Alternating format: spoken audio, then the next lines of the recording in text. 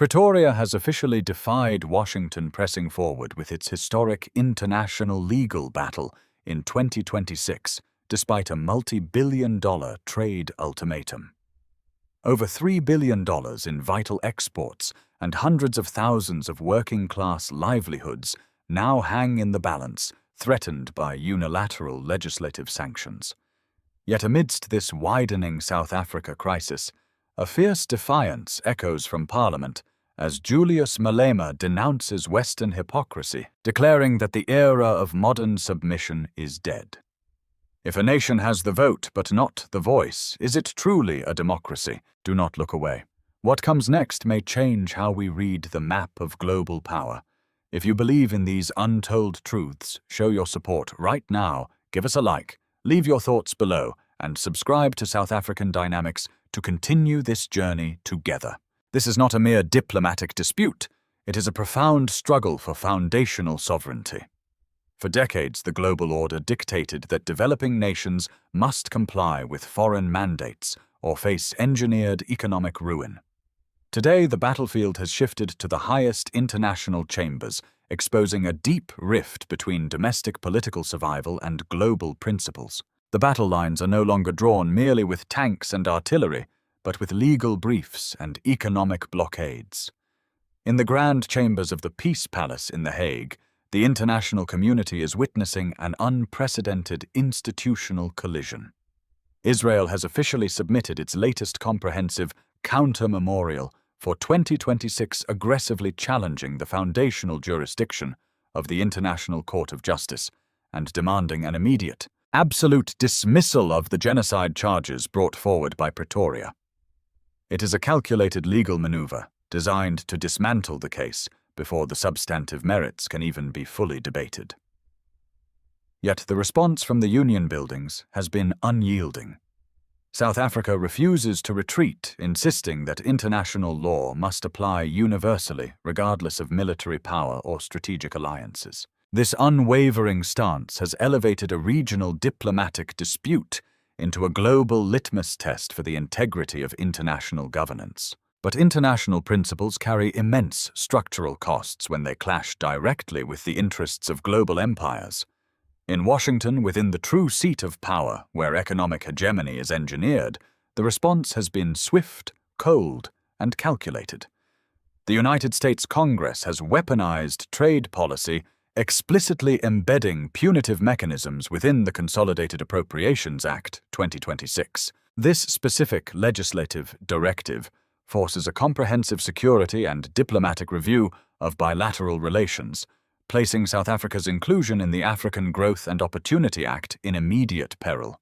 A strict ultimatum has been issued, setting a deadline for the 31st of December 2026, after which Pretoria could face complete exclusion from preferential market access. This is not a theoretical threat discussed in abstract geopolitical seminars. This is an economic siege aimed directly at the heart of the developing nation. More than $3 billion in vital annual exports are now balanced precariously on a knife edge. The automotive industries of the Eastern Cape, the vast agricultural networks of Limpopo, and the manufacturing hubs of Gauteng face sudden devastating disruption. Hundreds of thousands of working-class families, already enduring a domestic landscape scarred by high unemployment, are being converted into collateral damage by foreign legislators. The underlying message from the West is unmistakable sovereign choices that disrupt imperial alignments will be met with engineered structural ruin. The air in South Africa is thick with a growing collective fury. There is a deep, burning anger sweeping through the streets and the factories, a resentment against the reality that a nation's moral stance can be bartered away for market access. For a people whose identity was forged in the fires of a long, painful liberation struggle against institutionalized oppression. This external coercion feels entirely familiar. It is the return of the imperial script, where African states are expected to quieten their voices and bow their heads in exchange for economic survival. The citizens look at the international treaties, the grand pronouncements of global equity, and they see only a system rigged to protect the powerful while penalizing the brave. Yet as the external economic storm gathers force, the ultimate danger to the state is not originating from the corridors of Washington or the chambers of The Hague. The true vulnerability lies within the fragile political architecture of Pretoria itself, where a divided government struggles to maintain its balance. While the official diplomatic channels attempt to soothe Western anxieties with soft rhetoric, a far more dangerous fire is being lit inside the nation's own parliament, driven by a radical force that refuses to compromise. But this domestic rebellion is not just fueled by ideological passion. It is secretly backed by a shadowy network of foreign actors and unexplained fortunes that are quietly positioning themselves to tear the country apart from within. Inside the packed parliamentary chamber in Cape Town, the atmosphere reached a terrifying boiling point. The conventional diplomatic decorum was entirely shattered, replaced by an explosive ideological warfare. Julius Malema, the fiery leader of the economic freedom fighters, stepped forcefully to the podium to deliver an address that sent shockwaves through the entire political establishment. This historic moment, captured globally under the banner of Malema Latest News, exposed the raw, bleeding fractures within the state's governing architecture. Malema did not speak in mild euphemisms. He directed his rhetorical fury straight at the executive benches, fiercely condemning the cautious, compromised stance of the newly formed government of national unity. For Malema, merely declaring a single Israeli diplomat as persona non grata was a cowardly, sugar-coated half-measure that insulted the history of the nation. He demanded the immediate, total, and permanent closure of the Tel Aviv embassy, framing it not as a choice, but as a binding moral obligation. The parliamentary floor erupted into a chaotic chorus of shouting and desk-banging, a theatrical yet deeply dangerous display of internal destabilization broadcast live to millions of anxious citizens.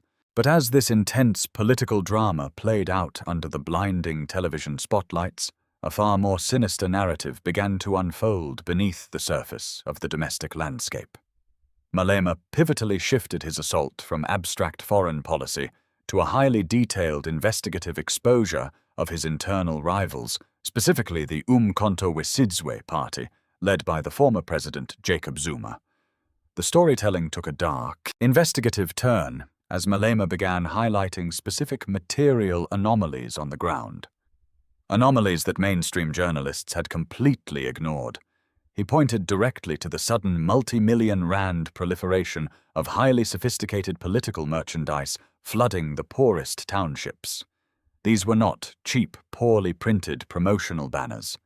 These were premium, high-quality golf shirts and intricately designed military camouflage uniforms worn by tens of thousands of newly recruited members.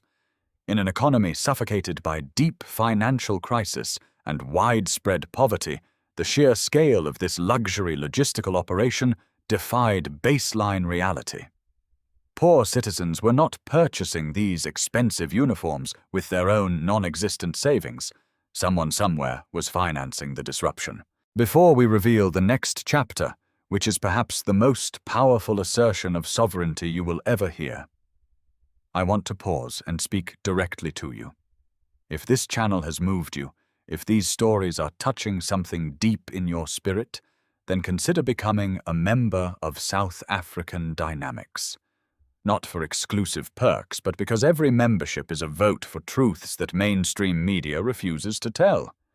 Stand with us. The existential question now hung heavily over the future of the Republic. Where did this sudden wealth originate? Malema drove the analytical blade even deeper, exposing highly sensitive reports regarding a clandestine midnight journey undertaken by the elderly Jacob Zuma to Morocco in December. Why would an aging political figure travel halfway across the continent under the cover of darkness to ostensibly watch a football match? In the brutal world of transnational geopolitics, Morocco is widely understood to speak the language of absolute financial transaction rather than Pan-African solidarity. The terrifying implication was clear: the creation of a foreign-funded political proxy engineered to subvert the country's independent global stance from within. The public response was deeply polarized, split between fierce denial and mounting panic. Are the expensive golf shirts of the MK party a symbol of genuine grassroots resurgence, or are they the undeniable proof of a sophisticated externally funded plot designed to completely overthrow the country's political order from the outside? The immediate domestic consequences of this geopolitical standoff are starting to reshape the very fabric of South African society. As the state remains locked in its legal crusade abroad, the structural fractures at home are widening into a profound civil and political crisis. This is a tragedy of timing and systemic fragility. For the ordinary citizens residing in townships from Soweto to Khayelitsha, the lofty debates inside the Peace Palace do not translate into affordable fuel, stable electricity, or employment opportunities. Instead, the looming threat of Western economic isolation casts a dark pall over an already battered economy. The chilling reality of this South Africa crisis is that the most vulnerable populations are the ones who bear the immediate cost of sovereign defiance. Investors are hesitating. Capital flight is quietly accelerating, and the local currency fluctuates violently with every adversarial headline emanating from Washington. There is a palpable sense of deep regret creeping across the nation, a profound sorrow that a country blessed with immense mineral wealth and an unmatched spirit of liberation remains perpetually caught in a vice between external coercion and domestic mismanagement. Politically, the ruling architecture is fracturing along deeply entrenched ideological fault lines. The African National Congress, leading a fragile and unprecedented coalition government, finds itself in an impossible diplomatic paradox. It must project an image of international stability to placate foreign markets, while simultaneously addressing the surging tide of internal radicalism. The historic Malema ICJ speech has successfully formalized this division, acting as a massive ideological catalyst that has permanently altered the domestic landscape. By positioning the legal challenge against foreign powers as the ultimate litmus test of true liberation, radical factions have effectively backed the executive into a corner. The political center is not holding. The opposition parties are weaponizing the economic anxiety of the masses, framing the government's cautious diplomacy not as strategic pragmatism, but as an outright betrayal of black dignity and Pan-African autonomy. Pause for a moment and share with us in the comments where you are watching this video from your city, your country, or your corner of the globe. South African Dynamics would like to express our deepest gratitude to everyone, and we send to each of you a heartfelt wish. May freedom and dignity walk beside you, and may light always guide your path ahead. Underneath these legislative debates, the domestic security apparatus is watching the internal shifts with growing alarm.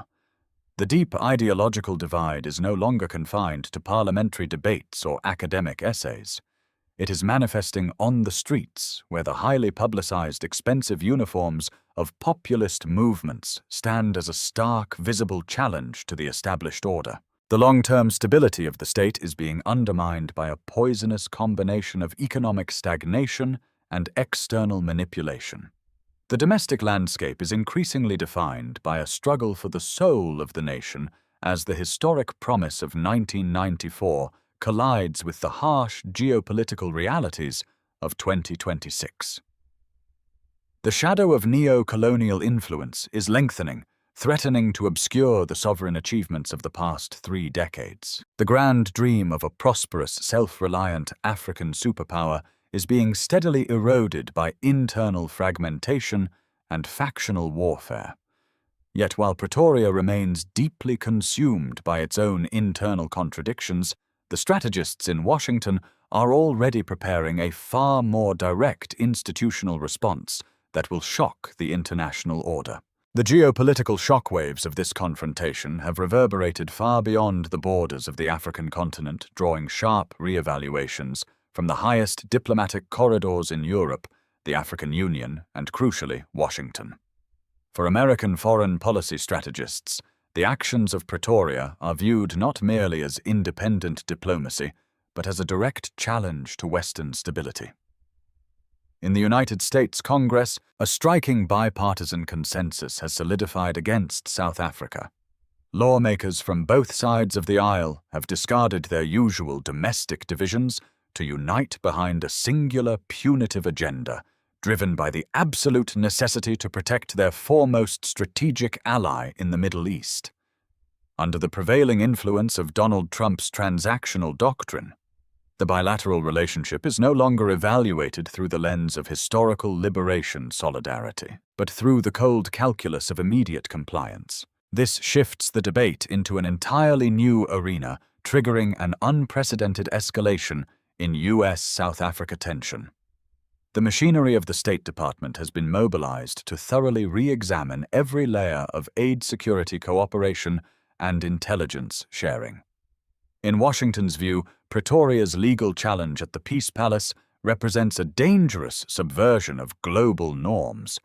It sets up a classic institutional struggle of accountability versus impunity, where the Global South demands the strict application of international law, while the Imperial Center insists on maintaining historical exemptions for its preferred partners. To enforce this discipline, the threat of comprehensive U.S. sanctions South Africa is being systematically deployed as a powerful geopolitical lever.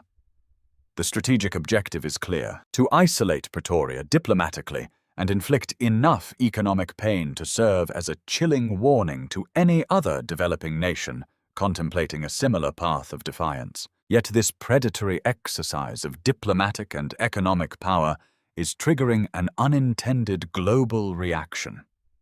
While the West expects absolute submission, its aggressive coercion is accelerating a historical realignment across the Global South.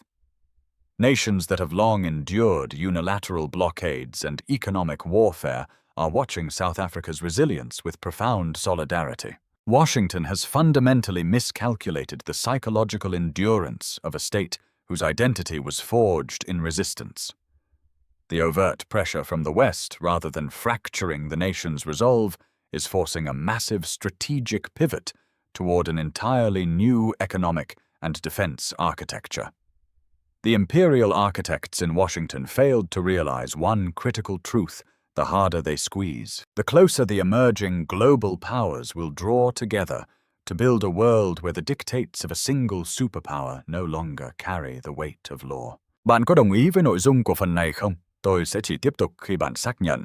The unraveling of the old geopolitical architecture does not merely present a structural crisis, it offers an unprecedented historical window for the total reclamation of continental autonomy. The road ahead for South Africa demands a radical restructuring of its economic dependencies and a definitive rejection of foreign military footprints on African soil. Central to this strategic shift is the accelerating momentum of de-dollarization within the expanded BRICS Plus framework, a systematic effort to shield the domestic economy from the punitive financial levers of the West. For decades, the Global South was forced to accept a unilateral global order where Western mandates were absolute. When global powers weaponize trade and manipulate courts, it becomes clear to the developing world that the current international system is not law. It is not justice. It is enforcement. To survive this predatory environment, Africa must build independent industrial, technological, and sovereign defense capacities that refuse to submit to imperial pressure. This grand vision of self-reliance found a deeply moving, unexpected manifestation on the domestic landscape, shifting the political narrative from abstract theory to powerful storytelling. In the heart of Polokwane, amidst a solemn family gathering, the nation witnessed a stunning political realignment that stunned the establishment. Julius Malema and his fiercest historical rival, former President Jacob Zuma, deliberately cast aside years of bitter political warfare to stand shoulder to shoulder on the public stage. It was a calculated symbolic display of African Ubuntu. a public declaration that when the sovereignty of the black nation is threatened by external empires, internal division must yield to absolute unity. This moment sent a powerful message to both the local electorate and international observers. The fractures within the liberation movement can be healed when the foundational dignity of the people is at stake. This domestic alignment acts as the local anchor for a broader continental awakening. The path forward is no longer defined by pleading for Western aid or begging for structural concessions from Washington. It is defined by the assertion of an independent future where the wealth of the soil is preserved for the children of the continent. The emerging multipolar world offers South Africa a historic choice between continued subjugation and authentic independence. As the nation prepares to navigate the volatile currents of 2026, the collective spirit of resistance is being systematically revived, transforming economic anxiety into a powerful harvest of hope.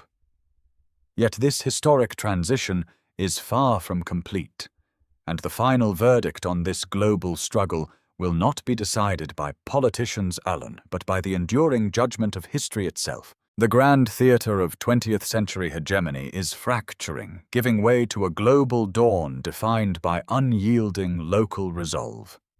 The historic Malema ICJ speech did not merely challenge a solitary foreign policy directive. It completely redefined the vocabulary of modern resistance across the African continent.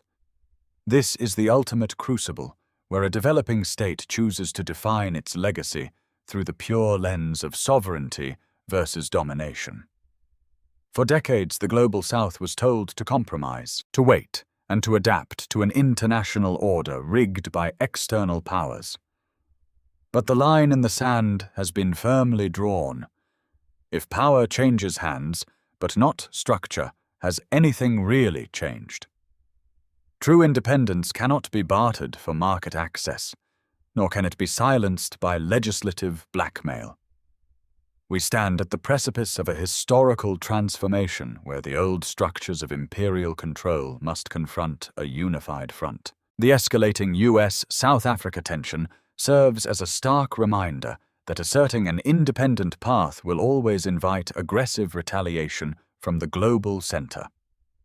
Yet the memory of this defiance, anchored by the profound impact of the Malema ICJ speech, has permanently ignited a global consciousness that refuses to look away. This is the standard of a new era, not reform, not rhetoric, accountability. What you have witnessed today is not a conclusion, but an opening. Africa's story of pride and independence is still being written. Subscribe to South African Dynamics now, not as a favor, but as a commitment to follow this journey. Because our next investigation will reshape how you see the world. The future belongs to those who dare to write their own archives. As the continent steps into the light of 2026, the ultimate verdict remains unwritten, waiting for the collective voice of a global community that demands authentic equity.